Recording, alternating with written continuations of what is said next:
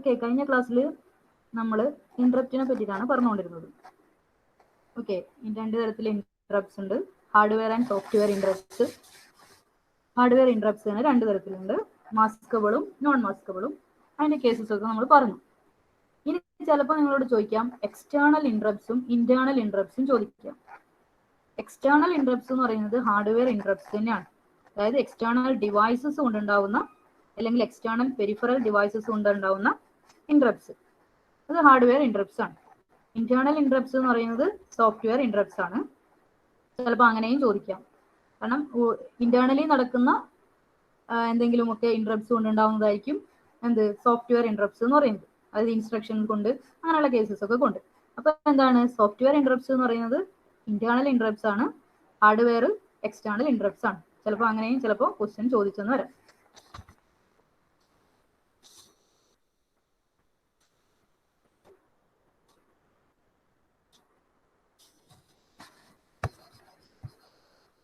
കഴിഞ്ഞ ക്ലാസ്സിൽ ഇത്രയും കാര്യങ്ങൾ നമ്മൾ പഠിച്ചു. ഇൻട്രപ്റ്റ്സ്, ടൈപ്സ് ഓഫ് ഇൻട്രപ്റ്റ്സ്, പിന്നെ ഇൻട്രപ്റ്റ് സർവീസ് റൂട്ടിംഗ്, എന്തൊക്കെ കാര്യങ്ങളാണ് ചെയ്യുന്നത്. അതുപോലെ NMI ഇൻട്രപ്റ്റ്സ്, NMI എന്താണ്, INTR എന്താണ്, ഇത് രണ്ടും ഹാർഡ്വെയർ ഇൻട്രപ്റ്റ്സ് ആണ്. സോഫ്റ്റ്വെയർ ഇൻട്രപ്റ്റ്സിലാണ് INT എന്ന് പറയുന്ന ഇൻട്രപ്റ്റ്സ് വരുന്നത്. അത് 256 ഇൻട്രപ്റ്റ്സ് ഉണ്ട്. ആ കാര്യങ്ങളൊക്കെ നമ്മൾ പറഞ്ഞു. അതിൽ ഇമ്പോർട്ടൻ്റ് ആയിട്ട് വരുന്ന കുറച്ച് ഇൻട്രപ്റ്റ്സ് ആണ് type 0, type 1, type 2, type 3 and type 4. Type 0 എന്ന് പറയുന്നത് ഡിവിഷൻ ബൈ 0 ഇൻട്രപ്റ്റ്സ് ആണ്, ഡിവൈഡ് ബൈ 0. ടൈപ്പ് 1 എന്ന് പറയുന്നത് സിംഗിൾ സ്റ്റെപ്പ് ഇൻട്രപ്റ്റ്സ് ആണ്. ദാറ്റ് മീൻസ് അതായത് ഒരു ഇൻസ്ട്രക്ഷൻ മാത്രമേ എക്സിക്യൂട്ട് ചെയ്യാൻ പറ്റും, അതിനുശേഷം അതോടെ സ്റ്റോപ്പ് ചെയ്തു. അതാണ്, അങ്ങനെ കൂടുതലൊന്നും ആലോചിക്കേണ്ട. ടൈപ്പ് 1 എന്ന് പറയുന്നത് സിംഗിൾ സ്റ്റെപ്പ് ഇൻട്രപ്റ്റ് ആണ്. ഒരു ഇൻസ്ട്രക്ഷൻ എക്സിക്യൂട്ട് ചെയ്ത് കഴിഞ്ഞാൽ അത് സ്റ്റോപ്പ് ആവും. ടൈപ്പ് 2 എന്ന് പറയുന്നത് നോൺ മാസ്കബിൾ NMI ഇൻട്രപ്റ്റ്സിനെയാണ് പറയുന്നത്. ടൈപ്പ് 3 എന്ന് പറയുന്നത് ബ്രേക്ക് പോയിന്റ് ഇൻട്രപ്റ്റ്സ് ആണ്. ജസ്റ്റ് പേര് മാത്രം പഠിച്ചു വെച്ചാൽ മതി. ടൈപ്പ് 4 എന്ന് പറയുന്നത് ഓവർഫ്ലോ ഇൻട്രപ്റ്റ്സ് ആണ്. ഇത്രയാണ് 5 ടൈപ്പ് ഇൻട്രപ്റ്റ്സ് കോമൺ ആയിട്ട് പറയുന്ന ഇൻട്രപ്റ്റ്സ്. ഓക്കെ, 256 ഇൻട്രപ്റ്റ്സ് ഉണ്ട്. അതിലൊരു 5 എണ്ണം നമ്മൾ ജസ്റ്റ് ഒന്ന് മെൻഷൻ ചെയ്തു എന്നുള്ളൂ. ഇനിയാണ് നമ്മൾ ഒരു ഇൻട്രപ്റ്റ്സിനെ ഹാൻഡിൽ ചെയ്യുന്നത്, അല്ലെങ്കിൽ എന്തൊക്കെയാണ് ഇന്റേണലി നടക്കുന്നത്, ആ കാര്യങ്ങളൊക്കെ പറ്റിയിട്ടാണ് ഇനി പറയാൻ പോകുന്നത്. ഇതിൽ ചോദിക്കാൻ ചാൻസ് ഉള്ള എന്ന് പറയുന്നത് ഇൻട്രപ്റ്റ് വെക്റ്റർ ടേബിൾ ചോദിക്കാം. അതാണ് ഈ സാധനം. അത് കഴിഞ്ഞിട്ട് ഇൻട്രപ്റ്റിന്റെ സൈക്കിൾ ചോദിക്കാം, നെക്സ്റ്റ് ടോപ്പിക് എന്ന് പറയുന്നത്. അത് കഴിഞ്ഞിട്ട് ഇൻട്രപ്റ്റ് പ്രോഗ്രാമിംഗ്. ഇത്രയും 3 ടോപ്പിക്കാണ് ഇന്ന് ഡിസ്കസ് ചെയ്യാൻ പോകുന്നത്. ഇതോടുകൂടെ ഇൻട്രപ്റ്റ്സ് കഴിയും. എന്താണ് ഇൻട്രപ്റ്റ് വെക്റ്റർ ടേബിൾ? അല്ലെങ്കിൽ ഞാൻ പറഞ്ഞു ഈ 256 ഇൻട്രപ്റ്റ്സ് ഉണ്ട് എന്ന് പറഞ്ഞു. ഈ 256 ഇൻട്രപ്റ്റ്സ് നമ്മൾ സ്റ്റോർ ചെയ്യണം. ഓക്കെ, എത്ര, അതായത് INT1, INT2, അങ്ങനെ INT21, അങ്ങനെ കുറച്ച് ഇൻട്രപ്റ്റ്സുകളൊക്കെ ഉണ്ട്. അപ്പൊ ഈ ഇൻട്രപ്റ്റ്സിനൊക്കെ നമ്മൾ ഏതെങ്കിലുമൊക്കെ എവിടെയെങ്കിലുമൊക്കെ എന്താണ് അത് സ്റ്റോർ ചെയ്ത് വെക്കുന്നുണ്ട്. ആ ഒരു ടേബിളിനെയാണ്, ആ ഇൻട്രപ്റ്റ്സിന്റെ അഡ്രസ്സ് സ്റ്റോർ ചെയ്യുന്ന ടേബിളിനെയാണ് ഇൻട്രപ്റ്റ് വെക്റ്റർ ടേബിൾ എന്ന് പറയുന്നത്. ഇൻട്രപ്റ്റ്സിന്റെ അഡ്രസ്സ് സ്റ്റോർ ചെയ്യുന്ന ടേബിളിനെയാണ് നമ്മൾ ഇൻട്രപ്റ്റ് വെക്റ്റർ ടേബിൾ എന്ന് പറയുന്നത്. ഇനി എവിടെയാണ് ഈ ഇൻട്രപ്റ്റ്സിന്റെ അഡ്രസ്സ് സ്റ്റോർ ചെയ്യുന്നതെന്നാണ് പറയാൻ പോകുന്നത്. എവിടെയാണ് ഇനി ഇൻട്രപ്റ്റ്സിന്റെ അഡ്രസ്സ് സ്റ്റോർ ചെയ്യുന്നത്? കാരണം INT21 എന്ന് പറയുന്ന ഒരു ഇൻട്രപ്റ്റ് വന്നാൽ അത് ഹാൻഡിൽ ചെയ്യണമെങ്കിൽ ആ പെർട്ടിക്കുലർ ഇൻട്രപ്റ്റ് തന്നെ ഇൻട്രപ്റ്റിന്റെ സർവീസ് റൂട്ടീൻ എക്സിക്യൂട്ട് ചെയ്യണം. അപ്പൊ ആ ഇൻട്രപ്റ്റ്സ് എവിടെയാണോ സ്റ്റോർ ചെയ്തിരിക്കുന്നത് അവിടെ പോയിട്ട് ആ ഒരു പെർട്ടിക്കുലർ സർവീസ് റൂട്ടീൻ എക്സിക്യൂട്ട് ചെയ്യണമെങ്കിൽ അത് എവിടെ എഴുതിയിരിക്കുന്നതിനുള്ള അഡ്രസ് ഒക്കെ നമുക്ക് അറിഞ്ഞിരിക്കണം. ഓക്കെ, ആ അഡ്രസ് ഒക്കെയാണ് എവിടെ ഉണ്ടാവുക, ഇൻട്രപ്റ്റ്സ് വെക്റ്റർ ടേബിൾ. ഈ 256 ഇൻട്രപ്റ്റ്സിന്റെ അഡ്രസ്സ് സ്റ്റോർ ചെയ്യാൻ വേണ്ടിയിട്ടാണ് ഇൻട്രപ്റ്റ് വെക്റ്റർ ടേബിൾ യൂസ് ചെയ്യുന്നത്. ഓക്കെ, ഇപ്പൊ ചിലപ്പോൾ നമ്മുടെ പ്രോഗ്രാമിൽ INT09 എന്ന് പറയുന്ന ഇൻട്രപ്റ്റ്സ് ആയിരിക്കും വന്നിട്ടുണ്ടാവുക. അപ്പൊ തന്നെ INT09 എന്ന് പറയുന്ന ഇൻട്രപ്റ്റ്സ് എവിടെയാണോ സ്റ്റോർ ചെയ്തിരിക്കുന്നത് അവിടെ പോയിട്ട് ആ ഇൻട്രപ്റ്റ് സർവീസ് റൂട്ടീൻ എക്സിക്യൂട്ട് ചെയ്യണം. അത് അറിയണമെങ്കിൽ എന്ത് അറിഞ്ഞിരിക്കണം, അത് എവിടെയാണ് സ്റ്റോർ ചെയ്തിരിക്കുന്നത് അഡ്രസ്സ് അറിഞ്ഞിരിക്കണം. ഓക്കെ, ആ അഡ്രസ് ഒക്കെ സ്റ്റോർ ചെയ്തിരിക്കുന്നത് ഇൻട്രപ്റ്റ്സ് വെക്റ്റർ ടേബിളിലാണ്. ഇത് പറയുന്നതിന് മുന്നേ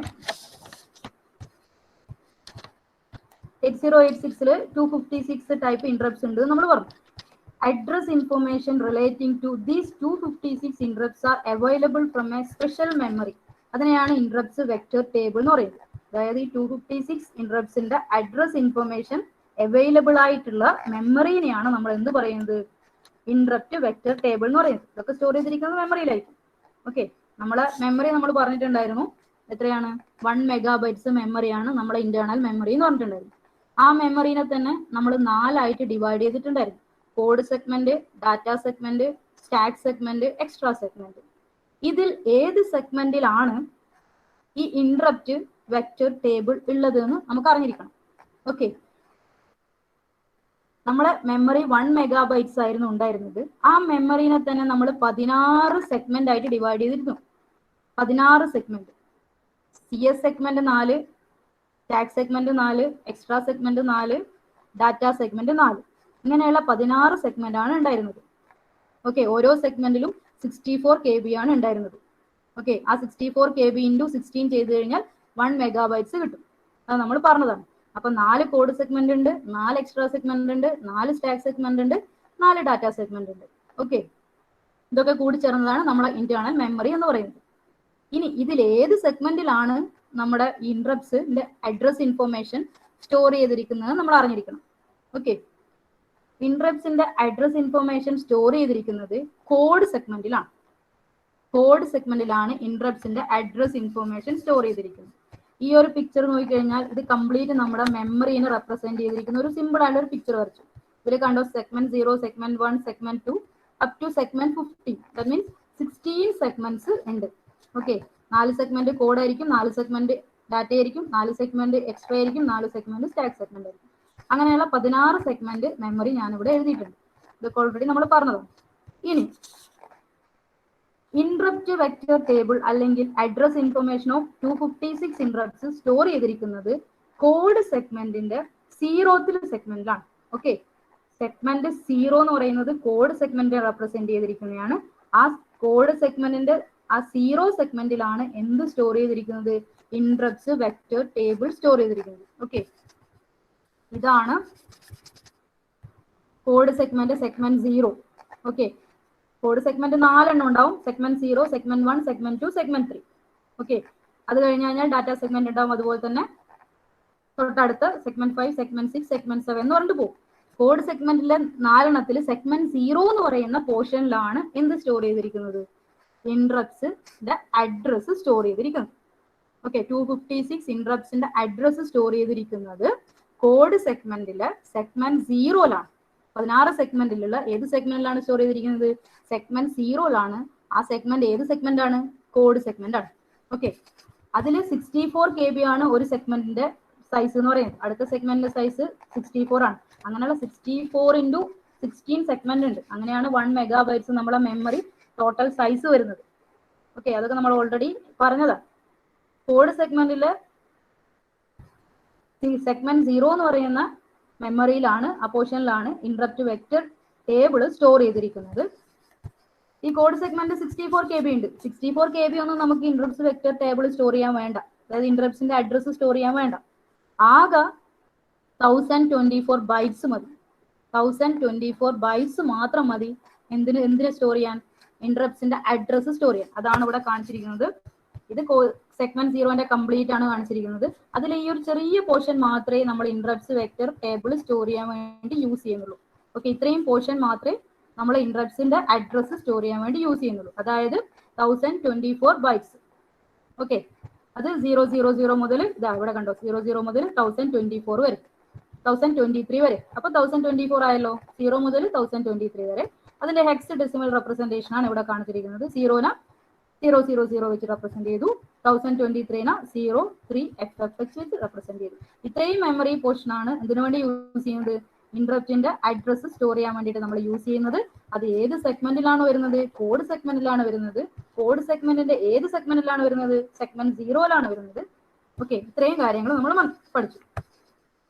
ഓക്കെ, ഇനി ഈ ചെറിയൊരു പോർഷനാണ് ഇവിടെ ഡീറ്റെയിൽ ആയിട്ട് അവർ കാണിച്ചിരിക്കുന്നത്. ഈ ചെറിയൊരു പോർഷൻ 256 ഇത് കണ്ടോ, type 0 interrupts, type 1, type 2, type 3 അങ്ങനെ അപ് ടു ടൈപ്പ് N വരെ. അതായത് എത്ര വരെയാണോ 256 ഇന്ററപ്റ്റ്സ് സ്റ്റോർ ചെയ്തതാണ് ഇവിടെ കാണിച്ചിരിക്കുന്നത്.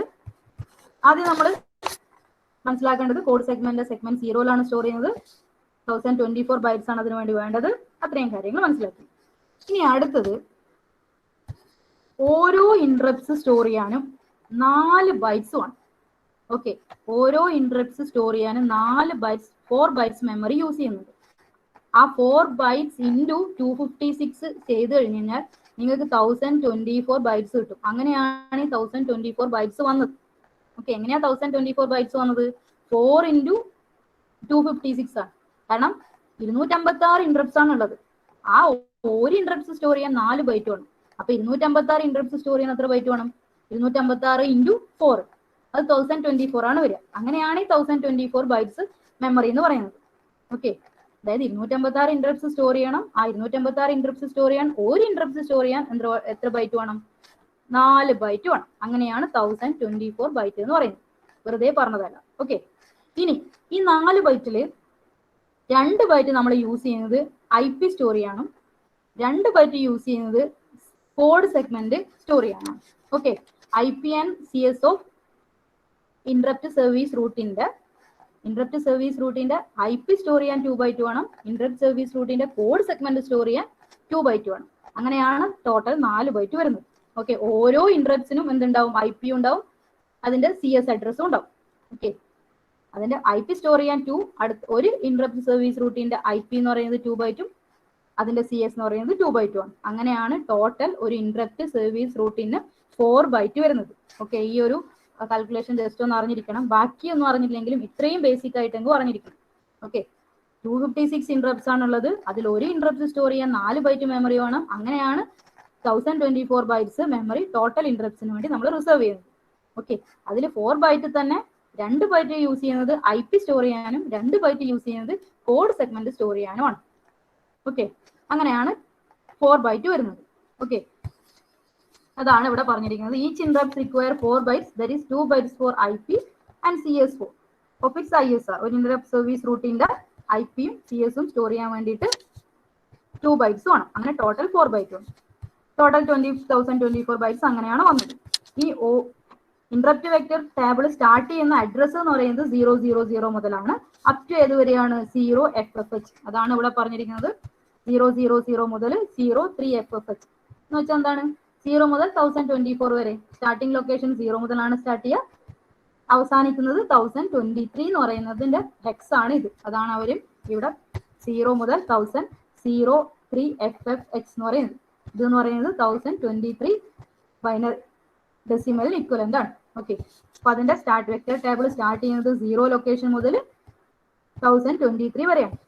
ഓക്കെ, ഇത്രയും കാര്യങ്ങൾ ഈ ഒരു സംഭവത്തിൽ ഇത്രയും കാര്യങ്ങൾ നിങ്ങൾ അറിഞ്ഞിരിക്കണം. ബാക്കി നിങ്ങൾ അങ്ങോട്ട് ജസ്റ്റ് എന്താണ് നോക്കിയിട്ടില്ലെങ്കിൽ കുഴപ്പമില്ല. ഓക്കെ, ഇൻട്രപ്റ്റ്സ് വെക്ടർ ടേബിളിനെ പറ്റി ഇത്രയും കാര്യങ്ങൾ നമ്മൾ എഴുതാൻ പറ്റണം.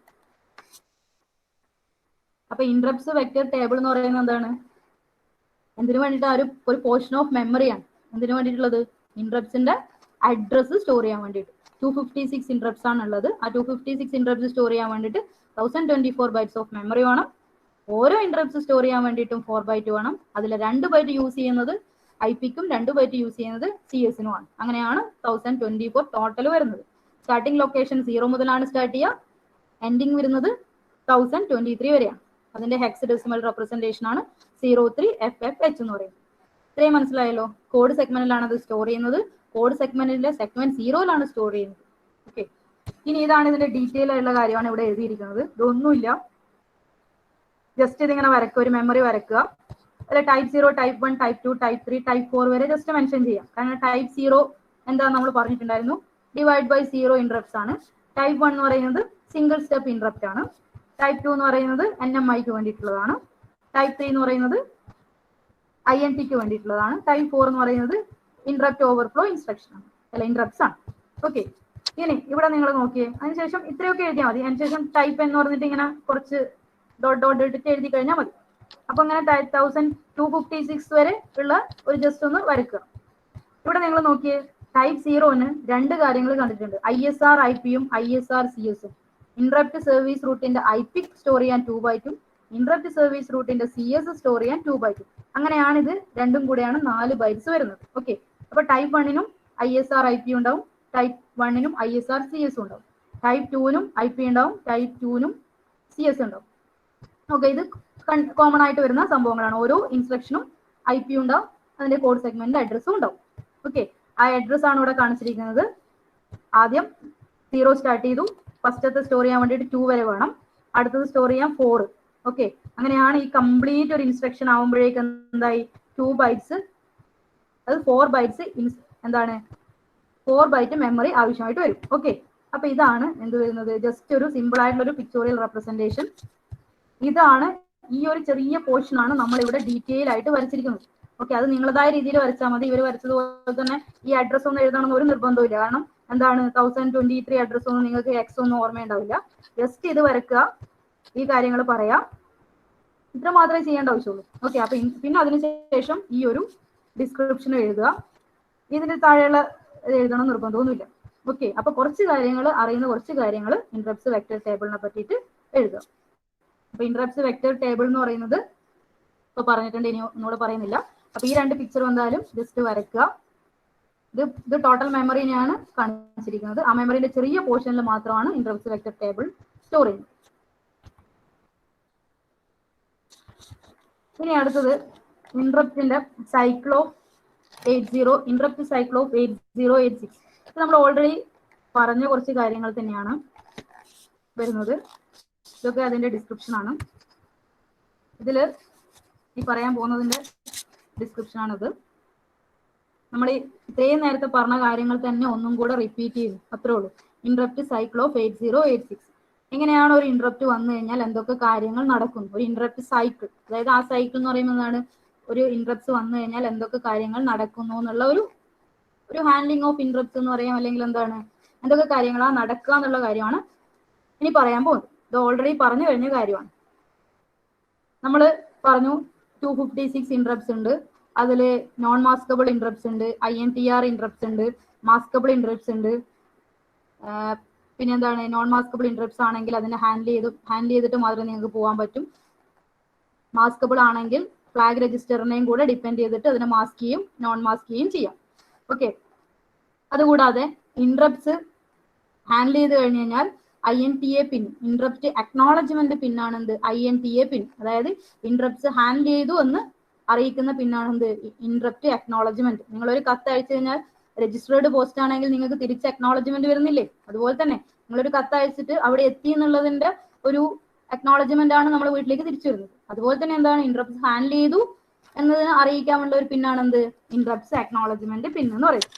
CPU acknowledges the interrupt request using INTA പിൻ. ആ CPU നമ്മുടെ ഇന്ററപ്റ്റ്സിനെ ഹാൻഡിൽ ചെയ്യുന്നു എന്ന് നമുക്ക് എന്ത് നോക്കിയാൽ മനസ്സിലാവും, INTA പിന്നെ നോക്കിക്കഴിഞ്ഞാൽ മനസ്സിലാവും, അതിന്റെ സ്റ്റാറ്റസ് നോക്കിക്കഴിഞ്ഞാൽ മനസ്സിലാവും. ഓക്കെ, അല്ലാതെ നമുക്ക് മനസ്സിലാവില്ല. അതായത് CPU അത് അക്നോളജ് ചെയ്യാൻ യൂസ് ചെയ്യുന്ന പിന്നാണ് INTA പിൻ. ഇതൊക്കെ നമ്മൾ നേരത്തെ പറഞ്ഞ കാര്യങ്ങളാണ്. NMI എന്ന് പറയുന്ന ഇന്ററപ്റ്റ്സിന്റെ കേസും എന്താണ് INTR ഇന്ററപ്റ്റ്സിന്റെ കേസും INT ഇന്ററപ്റ്റ്സിന്റെ കേസും ഒക്കെ നമ്മൾ പറഞ്ഞു. പിന്നെ സോഫ്റ്റ്വെയർ ഇന്ററപ്റ്റ്സ് എന്താണ്, ഹാർഡ്വെയർ ഇന്ററപ്റ്റ്സ്, ആ കാര്യങ്ങൾ തന്നെയാണ് പിന്നെയും ഒന്നും കൂടെ ഇവിടെ ജസ്റ്റ് പറഞ്ഞിരിക്കുന്നത്. ഇനി അടുത്തത് ഒരു ഇന്ററപ്റ്റ് സൈക്കിൾ. ഒരു ഇന്ററപ്റ്റ്സ് വന്നു കഴിഞ്ഞാൽ കുറച്ച് കാര്യങ്ങൾ നമ്മൾ ചെയ്യണം. അത് ഓൾറെഡി നമ്മൾ പറഞ്ഞിട്ടുണ്ടായിരുന്നു. ഒരു ഇന്ററപ്റ്റ്സ് വന്നു കഴിഞ്ഞു കഴിഞ്ഞാൽ ആദ്യം ചെയ്യേണ്ടത് എന്താണ്, ഇപ്പം ചെയ്തുകൊണ്ടിരിക്കുന്ന കാര്യങ്ങൾ നിർത്തിവെക്കണം. നിർത്തിവെക്കുന്നതിന് മുന്നേ ചെക്ക് ചെയ്യണം അത് മാസ്കബിൾ ആണോ നോൺ മാസ്കബിൾ ആണോ. ആദ്യം ആ കണ്ടീഷൻ ചെക്ക് ചെയ്യും, മാസ്കബിൾ ആണോ നോൺ മാസ്കബിൾ ആണോ. NMI ഇൻസ്ട്രക്ഷൻ ആണ് വന്നതെങ്കിൽ, ഇന്ററപ്റ്റ്സ് ആണ് വന്നതെങ്കിൽ ഒന്നും നോക്കൂല, അപ്പൊ തന്നെ അത് നിർത്തി വെക്കും. ഇനി INTR ഇന്ററപ്റ്റ്സ് ആണ് വന്നതെങ്കിൽ ജസ്റ്റ് ഫ്ലാഗ് രജിസ്റ്റർ കൂടെ നോക്കിയിട്ട് മാസ്ക് ചെയ്യണോ നോൺ മാസ്ക് ചെയ്യണോ എന്ന് നോക്കും. ഇനി നോൺ മാസ്കബിൾ ആണ് വന്നതെങ്കിൽ നമ്മളെ ഇപ്പോഴത്തെ ആ സംഭവം നിർത്തി വെച്ചിട്ട് ഇന്ററപ്റ്റ് സർവീസ് റൂട്ടീൻ ഹാൻഡിൽ ചെയ്യണം. അതിന് മുന്നേ എന്തൊക്കെ കാര്യങ്ങൾ ചെയ്യണമായിരുന്നു, നമ്മൾ കുറച്ച് ഇൻഫർമേഷൻ സ്റ്റാക്കിലോട്ട് സ്റ്റോർ ചെയ്യണമായിരുന്നു. ആ കാര്യങ്ങളാണ് ഇവിടെ പറഞ്ഞിരിക്കുന്നത്. ആദ്യം എന്ത് ഇൻഫർമേഷൻ ആണ് സ്റ്റാക്കിലോട്ട് പുഷ് ചെയ്യേണ്ടത്, ഫ്ലാഗ് രജിസ്റ്ററിന്റെ ഇൻഫർമേഷൻ സ്റ്റാക്കിലോട്ട് സ്റ്റോർ ചെയ്യണം. അതിനുശേഷം കോഡ് സെഗ്മെന്റ് അഡ്രസ് സ്റ്റാക്കിലോട്ട് സ്റ്റോർ ചെയ്യണം. അതിനുശേഷം IP-യുടെ അഡ്രസ് സ്റ്റോർ ചെയ്യണം. ഇത്രയും ഇൻഫർമേഷൻ സ്റ്റാക്കിലോട്ട് പുഷ് ചെയ്യണം. കാരണം എന്താണ്, ഇപ്പൊ ചെയ്തുകൊണ്ടിരിക്കുന്ന പ്രോസസ്സ് നമ്മൾ സ്റ്റോപ്പ് ചെയ്യാൻ പോവാണ്. തിരിച്ച് ഈ പ്രോസസ്സ് തന്നെ തിരിച്ച് എക്സിക്യൂട്ട് ചെയ്യണമെങ്കിൽ തിരിച്ചിങ്ങോട്ടേക്ക് തന്നെ വരണം. തിരിച്ചിങ്ങോട്ടേക്ക് വരണമെങ്കിൽ തിരിച്ചിങ്ങോട്ടേക്ക് വരാൻ വേണ്ടിയിട്ടുള്ള ഇൻഫർമേഷൻ ആണ് നമ്മൾ സ്റ്റാക്കിലോട്ട് പുഷ് ചെയ്യുന്നത്. അതായത് IP-യുടെ അഡ്രസ്സ്, CS-ന്റെ അഡ്രസ്സ്, ഫ്ലാഗ് രജിസ്റ്ററിന്റെ ഇൻഫർമേഷൻ, ഇത്രയും കാര്യങ്ങൾ നമ്മൾ സ്റ്റാക്കിലോട്ട് പുഷ് ചെയ്യും. അതാണ് ഇവിടെ എഴുതിയിരിക്കുന്നത്. ഓക്കെ, ഓരോ ഇൻഫർമേഷനും നമ്മൾ സ്റ്റാക്കിലോട്ട് പുഷ് ചെയ്യും. അതിനുശേഷം എന്താണ് ഇന്ററപ്റ്റ് സർവീസ് റൂട്ടിൻ ഹാൻഡിൽ ചെയ്യും. ഹാൻഡിൽ ചെയ്തതിന് ശേഷം തിരിച്ചിട്ട് നമ്മളെ സ്റ്റാക്ക് പോയിട്ട് എന്തൊക്കെ പോപ്പ് ചെയ്തെടുക്കും? ഫ്ലാഗ് രജിസ്റ്ററിന്റെ കണ്ടന്റ് നമ്മൾ പുഷ് ചെയ്ത് പോപ്പ് ചെയ്തെടുക്കും. പിന്നെ എന്താണ് CS-ന്റെ കണ്ടന്റ് പോപ്പ് ചെയ്തെടുക്കും, IP-യുടെ കണ്ടന്റ് പോപ്പ് ചെയ്തെടുക്കും. ഇത്രയും ചെയ്ത് കഴിഞ്ഞിട്ട് പിന്നെ നമ്മുടെ നോർമൽ എക്സിക്യൂഷൻ കണ്ടിന്യൂ ചെയ്യും. ഓക്കെ, ഇതിൽ കുറച്ച് നിങ്ങൾ ഇന്ററപ്റ്റ് വെക്ടർ ടേബിളിൽ എന്ന് പറയുന്ന കുറച്ച് കാൽക്കുലേഷൻ ഒക്കെ ഉണ്ട്. അതൊന്നും നിങ്ങൾ നോക്കണ്ട. ജസ്റ്റ് ഈ പറഞ്ഞ കാര്യങ്ങൾ മാത്രം വേർഡ്സിൽ എഴുതിയാൽ മതി. എന്തൊക്കെ കാര്യങ്ങളാണ് പുഷ് ചെയ്യുന്നത്, എന്തൊക്കെ ഇൻഫർമേഷൻ ആണ് സ്റ്റാക്കിലോട്ട് പുഷ് ചെയ്യേണ്ടത്, അതിനുശേഷം ഇന്ററപ്റ്റ് സർവീസ് റൂട്ടിൻ ഹാൻഡിൽ ചെയ്യും, അതിനുശേഷം തിരിച്ചു വന്നിട്ട് എന്ത് ചെയ്യും? ബാക്കിയുള്ള കാര്യങ്ങൾ പ്രോസസ്സിംഗ് കണ്ടിന്യൂ ചെയ്യും. ഓക്കെ, തിരിച്ച് ഇന്ററപ്റ്റ് സർവീസ് റൂട്ടിൽ നിന്ന് വരാൻ യൂസ് ചെയ്യുന്ന അസംബ്ലർ ഡയറക്റ്റീവ് ആണെന്ത്? IRET. ഓക്കെ, നമ്മൾ ഒരു പ്രൊസീജിയറിന്ന് തിരിച്ചു വരാൻ വേണ്ടിയിട്ട് യൂസ് ചെയ്യുന്ന അസംബ്ലർ ഡയറക്റ്റീവ് എന്തായിരുന്നു? RET. പ്രൊസീജിയറിനെ കോൾ ചെയ്യാൻ വേണ്ടിയിട്ട് യൂസ് ചെയ്യുന്നത് കോൾ എന്ന് പറയുന്ന അസംബ്ലർ ഡയറക്റ്റീവ്. പ്രൊസീജിയറിന്ന് തിരിച്ചു വരാൻ വേണ്ടി നമ്മൾ യൂസ് ചെയ്യുന്ന അസംബ്ലർ ഡയറക്റ്റീവ് ആണ് എന്ത്? RET എന്ന് പറയുന്ന അസംബ്ലർ ഡയറക്റ്റീവ്. അതുപോലെ ഇന്ററപ്റ്റ്സും എന്താണ്? ഒരു പ്രൊസീജിയറിനെ കോൾ ചെയ്യുന്ന പോലെ തന്നെയാണ്. നമ്മൾ ഒരു ഇന്ററപ്റ്റ് സർവീസ് റൂട്ടിൻ എക്സിക്യൂട്ട് ചെയ്ത് കഴിഞ്ഞിട്ട് തിരിച്ച് ആ ഇന്ററപ്റ്റ് സർവീസ് റൂട്ടിൽ നിന്ന് തിരിച്ചു വരാൻ വേണ്ടിയിട്ട് യൂസ് ചെയ്യുന്ന അസംബ്ലർ ഡയറക്റ്റീവ് ആണ് എന്ത്? IRET. എന്ന് പറയുന്നത് ഇന്ററപ്റ്റ്സിനെ ഇതാക്കാൻ വേണ്ടിയിട്ട് യൂസ് ചെയ്യുന്നതാണ്. ഇന്ററപ്റ്റ്സ് ആണ് എന്ന് മനസ്സിലാക്കാൻ വേണ്ടിയിട്ട് യൂസ് ചെയ്യുന്നതാണ് IRET അസംബ്ലർ ഡയറക്റ്റീവ്. ഓക്കെ, ഇതാണ് പറയുന്നത് start ISR execution. That means interrupt service routine execution start ചെയ്യും. And at the end there execute IRET instruction, then control transfer from ISR. Okay, ആദ്യം എല്ലാം പുഷ് ചെയ്തതിനു ശേഷം ISR-ലോട്ട് പോകും, ഇന്ററപ്റ്റ് സർവീസ് റൂട്ടിൻ എക്സിക്യൂട്ട് ചെയ്യും. അതിനുശേഷം ലാസ്റ്റ് ഇന്ററപ്റ്റ് സർവീസ് റൂട്ടിൽ നിന്ന് തിരിച്ചു വരാൻ വേണ്ടിയിട്ട് IRET എന്ന് പറയുന്ന അസംബ്ലർ ഡയറക്റ്റീവ് യൂസ് ചെയ്യും. അങ്ങനെ IRET യൂസ് ചെയ്യുമ്പോൾ നമ്മുടെ കൺട്രോൾ ഇന്ററപ്റ്റ് സർവീസ് റൂട്ടിൽ നിന്ന് തിരിച്ചിട്ട് അങ്ങോട്ടേക്ക് വരും. നമ്മുടെ എവിടെ നിന്നാണോ പോയത് അവിടേക്ക് തിരിച്ചു വരും. ഓക്കെ, ഇത്രയും കാര്യങ്ങളാണ് നിങ്ങൾ എഴുതേണ്ടത്. അതായത് ഇന്ററപ്റ്റ് സൈക്കിൾ ചോദിച്ചു കഴിഞ്ഞാലും അല്ലെങ്കിൽ ഹാൻഡ്ലിംഗ് ചെയ്യുന്നത് എങ്ങനെയാണ്, ഇന്ററപ്റ്റ്സിനെ ഹാൻഡിൽ ചെയ്യുന്നത് എങ്ങനെയാണെന്നൊക്കെ ചോദിച്ചു കഴിഞ്ഞാൽ ഇത്രയും കാര്യങ്ങളാണ് എഴുതേണ്ടത്. ഓക്കെ, അതൊരു പിക്ചോറിയൽ റെപ്രസെന്റേഷൻ ആയിട്ടാണ് ഇവിടെ കാണിച്ചിരിക്കുന്നത്. ഇത് നമ്മളൊരു മെമ്മറിയാണ്. മെമ്മറിയിലാണ് ഇതുണ്ടാവുക, സ്റ്റാക്കും സ്റ്റോർ ചെയ്തിട്ടുണ്ടാവും. ഓക്കെ, ഇതില് ഒരു ഇന്ററപ്റ്റ്സ് വന്നു കഴിഞ്ഞാൽ, ഏതെങ്കിലും ഒരു ടൈപ്പ് എൻ ഇന്ററപ്റ്റ്സ് വന്നു കഴിഞ്ഞാൽ, അത് ഏതാണെന്നറിയില്ല, ജസ്റ്റ് ജനറലൈസ് ചെയ്തു, ടൈപ്പ് എൻ ഇന്ററപ്റ്റ്സ് വന്നാൽ എന്തൊക്കെ ഇൻഫർമേഷൻ ആണ് നമ്മൾ സ്റ്റാക്കിലോട്ട് പുഷ് ചെയ്യേണ്ടതാണ് ഇവിടെ കാണിച്ചിരിക്കുന്നത്. PSW എന്ന് പറയുന്നത് എന്താണ്? നമ്മളെ ഫ്ലാഗ് രജിസ്റ്ററിലെ ഇൻഫർമേഷൻ ആദ്യം സ്റ്റാക്കിലോട്ട് പുഷ് ചെയ്യും. ഓക്കെ, അതിനുശേഷം CS-ന്റെ അഡ്രസ്സ് പുഷ് ചെയ്യും. സ്റ്റാക്ക് സെഗ്മെന്റ് 2 സെഗ്മെന്റ് ഡിക്രിമെന്റ് ചെയ്തതിനു ശേഷം CS കോഡ് സെഗ്മെന്റിന്റെ അഡ്രസ്സ് പുഷ് ചെയ്യും. അതിനുശേഷം IP-യുടെ അഡ്രസ്സ് പുഷ് ചെയ്യും. സ്റ്റാക്ക് എപ്പോഴും സ്റ്റോർ ചെയ്യുക ഡിക്രിമെന്റ് ചെയ്തിട്ടാണ് മെമ്മറി ലൊക്കേഷൻ എന്ന് പറഞ്ഞത്. അതുകൊണ്ടാണ് ആദ്യം SP കാണിച്ചത്, പിന്നെ SP-2 കാണിച്ചത്, SP-4. ഒരു പുഷ് ഓപ്പറേഷൻ 2 ബൈറ്റ്സ് ആണ് വേണ്ടത്. അതുകൊണ്ടാണ് -2 കണ്ടത്. ഓക്കെ, ഈ ഒരു പുഷ് ഓപ്പറേഷൻ കഴിഞ്ഞ് കഴിഞ്ഞാൽ അടുത്ത പുഷിന് വേണ്ടിയിട്ട് 2 ബൈറ്റ്സ് ഡിക്രിമെന്റ് ചെയ്തിട്ടായിരിക്കും വരിക. അതാണ് മെമ്മറി ലൊക്കേഷൻ ഡിക്രിമെന്റ് ചെയ്തിട്ടാണ് സ്റ്റാക്കിലേക്ക് സ്റ്റോർ ചെയ്യുന്നത്. ഓക്കെ, അതാണ് SP-2ഉം SP-4ഉം ഇവിടെ നിങ്ങൾ കണ്ടത്. ആദ്യം ഫ്ലാഗ് രജിസ്റ്ററിലെ കണ്ടന്റ് പുഷ് ചെയ്തു, അതിനുശേഷം CS-ന്റെ കണ്ടന്റ് പുഷ് ചെയ്തു, അതിനുശേഷം IP-യുടെ കണ്ടന്റ് പുഷ് ചെയ്തു. ഓക്കെ, അത്രയും കാര്യങ്ങൾ ചെയ്തു. അതിനുശേഷം ഇന്ററപ്റ്റ് സർവീസ് റൂട്ടിൻ എക്സിക്യൂട്ട് ചെയ്തു. ഇന്ററപ്റ്റ് സർവീസ് റൂട്ടിന്റെ കാര്യമാണ് അവിടെ പറഞ്ഞിരിക്കുന്നത്. അതുപോലെ ഏത് ഇന്ററപ്റ്റ്സ് ആണോ ഉള്ളത് അപ്പൊ ഇന്ററപ്റ്റ് വെക്ടർ ടേബിളിൽ പോയി നോക്കും. ഏത് ഇന്ററപ്റ്റ്സ് ആണോ ഏത് ഇന്ററപ്റ്റ്സ് ആണെന്ന് അറിയില്ല. INT-N ആണ് ഇവിടെ ജസ്റ്റ് ജനറലൈസ് ചെയ്ത് പറഞ്ഞിരിക്കുന്നത്. ചിലപ്പം INT-1 ആയിരിക്കാം, ടൈപ്പ് 0 ആയിരിക്കാം, ടൈപ്പ് 1 ആയിരിക്കാം, ടൈപ്പ് 2 ആയിരിക്കാം, ടൈപ്പ് 3 ആയിരിക്കാം, ഏത് ഇന്ററപ്റ്റ്സ് വേണമെങ്കിലും ആയിരിക്കാം. അപ്പോൾ ഫോർ എക്സാമ്പിൾ ടൈപ്പ് 4 ആണ് വന്നതെങ്കിൽ ഇന്ററപ്റ്റ് വെക്ടർ ടേബിളിൽ എവിടെ പോകണം? ടൈപ്പ് 4 ഇന്ററപ്റ്റ്സ് സ്റ്റോർ ചെയ്തിരിക്കുന്ന അഡ്രസ്സിൽ പോകണം. ഓക്കെ, അവിടുന്ന് എന്തൊക്കെ നമുക്ക് കിട്ടും? ആ ഇന്ററപ്റ്റ് സർവീസ് റൂട്ടിന്റെ IP-യും പെർട്ടിക്കുലർ ഇന്ററപ്റ്റ്സിന്റെ IP-യും നമുക്ക് കിട്ടും, പെർട്ടിക്കുലർ ഇന്ററപ്റ്റ്സിന്റെ CS-ഉം നമുക്ക് കിട്ടും. അതിനുശേഷം ആ particular interrupt service routine execute ചെയ്യും. എക്സിക്യൂട്ട് ചെയ്തതിനു ശേഷം എന്ത് ചെയ്യും? തിരിച്ചിട്ട് എല്ലാ കാര്യങ്ങളും ചെയ്ത് കഴിഞ്ഞതിന് ശേഷം ഇന്ററപ്റ്റ് സർവീസ് റൂട്ടിൽ നിന്ന് തിരിച്ച് റിട്ടേൺ ചെയ്ത് വരും. എങ്ങോട്ടേക്ക്? നമ്മുടെ എവിടെ നിന്നാണോ പോയത് അവിടത്തേക്ക് തിരിച്ചു വരും. ഓക്കെ, ഇത്രയും കാര്യങ്ങളാണ് ഒരു ഇന്ററപ്റ്റ് സൈക്കിളിൽ നടക്കുന്നത്. ഓക്കെ, ISR CS-ഉം ISR IP-യും എന്തിനാണ് ഇപ്പൊ മനസ്സിലായിട്ടുണ്ടാവും. കാരണം ഒരു പെർട്ടിക്കുലർ ഇന്ററപ്റ്റ്സ് വന്നാൽ ഫോർ എക്സാമ്പിൾ 4 ആണെങ്കിൽ ആ 4 എന്ന് പറയുന്ന ഇന്ററപ്റ്റ്സ് എക്സിക്യൂട്ട് ചെയ്യണമെങ്കിൽ അത് സ്റ്റോർ ചെയ്തിരിക്കുന്ന അഡ്രസ്സ് നമുക്ക് അറിഞ്ഞിരിക്കണം. ആ അഡ്രസ്സ് കിട്ടാൻ വേണ്ടിയിട്ടാണ് നമ്മൾ ഇന്ററപ്റ്റ്സ് വെക്ടർ ടേബിളിൽ പോകുന്നത്. ആ ഇന്ററപ്റ്റ്സ് വെക്ടർ ടേബിളിൽ പോയി കഴിഞ്ഞാൽ CS എന്ന് പറയുന്ന കോഡ് സെഗ്മെന്റ് അഡ്രസ്സും നമുക്ക് കിട്ടും, IP-യുടെ അഡ്രസ്സും കിട്ടും. ഇത് രണ്ടുമാണ് ഒരു ഇന്ററപ്റ്റ് സർവീസ് റൂട്ടിൻ എവിടെയാണ് എഴുതിയിരിക്കുന്നത് നമുക്ക് മനസ്സിലാക്കാൻ പറ്റും. ഓക്കെ, സോ ആ particular interrupt service routine execute ചെയ്യും. അതിനുശേഷം കംപ്ലീറ്റ് കഴിഞ്ഞതിന് ശേഷം IRET അസംബിൾ ഡയറക്റ്റീവ് യൂസ് ചെയ്തിട്ട് തിരിച്ചു വരും.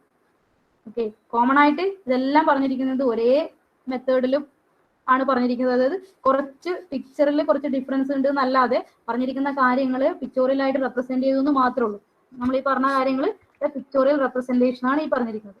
ഒരു ടൈപ്പ് ഓഫ് ഇന്ററപ്റ്റ്സ് വന്നു കഴിഞ്ഞാൽ ആദ്യം എന്തൊക്കെ കാര്യങ്ങൾ പുഷ് ചെയ്യണം? ഫ്ലാഗ് രജിസ്റ്റർ ആദ്യം പുഷ് ചെയ്യും, അതിനുശേഷം CS പുഷ് ചെയ്യും, അതിനുശേഷം IP പുഷ് ചെയ്യും, അതിനുശേഷം ഏത് ഇന്ററപ്റ്റ്സ് ആണോ വന്നത് ആ ഇന്ററപ്റ്റ്സിന്റെ ഇൻഫർമേഷൻ ഇന്ററപ്റ്റ്സ് വെക്ടർ ടേബിളിൽ പോയിട്ട് എടുക്കും. അതിനുശേഷം എന്ത് ചെയ്യും? ആ അഡ്രസ്സ് കിട്ടിക്കഴിഞ്ഞ് കഴിഞ്ഞാൽ ആ പെർട്ടിക്കുലർ ഇന്ററപ്റ്റ് സർവീസ് എക്സിക്യൂട്ട് ചെയ്യും.